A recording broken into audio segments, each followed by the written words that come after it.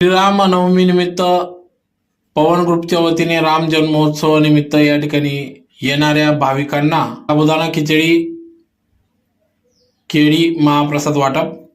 याबाबत वृत्त असे की धुळे महानगरीतील पवन ग्रुपच्या वतीने राम जन्मोत्सव हा सालाबादप्रमाणे अतिशय उत्साहात पार पडत असतो।